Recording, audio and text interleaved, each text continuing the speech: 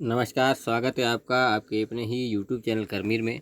यदि आपने वर्तमान महावीर खुला विश्वविद्यालय कोटा में अभी जनवरी जो 24 सत्र था इसमें एडमिशन लिया है, जिसकी जो अंतिम तिथि 31 मार्च थी, यानी कि आपने 31 मार्च तक डीएलआईस कोर्स में एडमिशन लिया, तो डीएलआईस यानी diploma in library science course, ये डिप्लोमा कोर्स 1 साल का होता है। उसमें यदि आपने प्रवेश लिया है तो ये वीडियो आपके लिए अति महत्वपूर्ण है।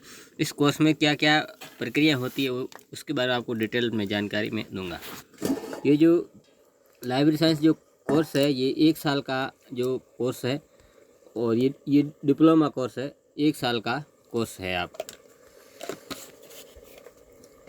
क्योंकि आप जानते हो ये जो ओपन यूनिवर्सिटी वर्धमान महावीर खुला विश्वविद्यालय ओपन यूनिवर्सिटी है, तो इसमें यह कोर्स आप अधिकतम 2 वर्ष में आप पूरा कर सकते हो। इससे पहले ये जो कोर्स था वो आप 4 वर्ष में कर सकते थे, लेकिन पिछले 2 वर्षों से इसकी जो अवधि है वो कम कर दी गई है, तो उसको 2 वर्षों में आप आराम से कर सकते हो। कहने का मतलब यदि आपका अभी जनवरी 24 का आपका एडमिशन, तो आपके जो एग्ज़ाम है वो दिसंबर 24 में हो जाएंगे। तो 1 साल फिर अगला यानी कि दिसंबर 25 तक के एग्ज़ाम में आपको ये क्लियर करना है। उससे पहले आपके जो जून 25 का भी एग्ज़ाम होगा उसमें भी आप बैठ सकते हो।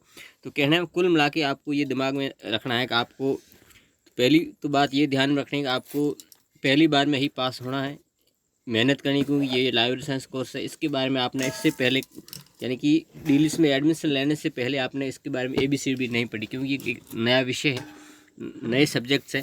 हालांकि आप मेहनत करेंगे तो आपको कोई दिक्कत नहीं होगी।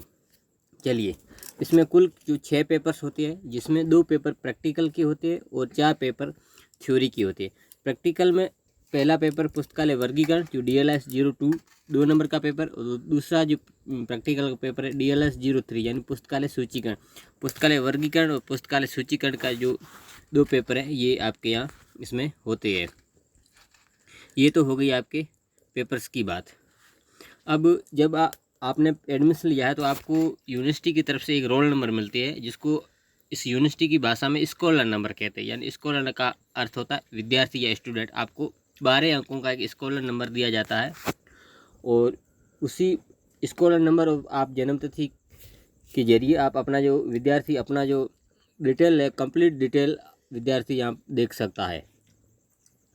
इसमें आपकी किताबें कब आई है, आपने एडमिशन लिया है, आपके एग्ज़ाम्स के पेपर्स हैं, और आपका रिज़ल्ट हुआ सारा उसमें देख सकते हो। स्टूडेंट वन व्यू के लेकर मैंने एक अलग से वीडियो बनाया, वो वीडियो भी आप देख सकते हो।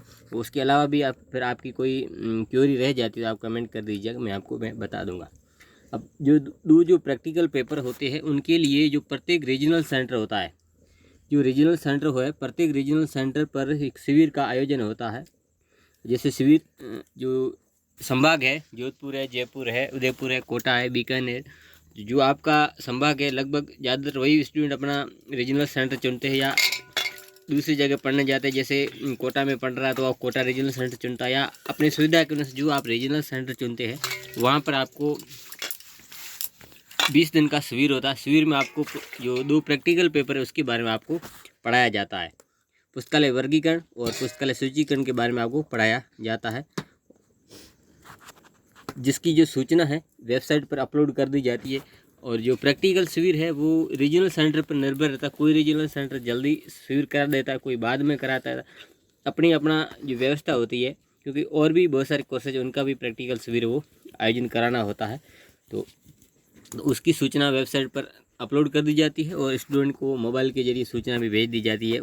तो विद्यार्थी शिविर में आते हैं और वहाँ पर प्रैक्टिकल सीखते हैं। एक और बात आपको मैं बताना चाहता हूँ कि जो शिविर होते हैं उसमें 75% जो अटेंडेंस है वो अनिवार्य होती है।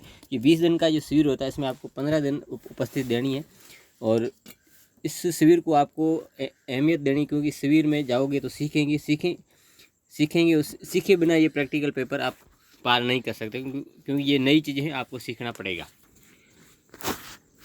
उसके लिए आपको एक किताब चाहिए, कॉलन क्लासिफिकेशन, एक DDC आपको यूनिवर्सिटी उपलब्ध करा देती है, और कॉलन आप बुक है वो आप बाज़ार से लेंगे। और प्रैक्टिकल पेपर्स और थ्योरी पेपर्स के बाद परीक्षा होती है, जो शिविर के बाद परीक्षा होती है थ्योरी पेपर की भी और प्रैक्टिकल पेपर की भी, और उसके लगभग 2 या 3 महीने बाद इसका रिजल्ट जारी कर दिया जाता है।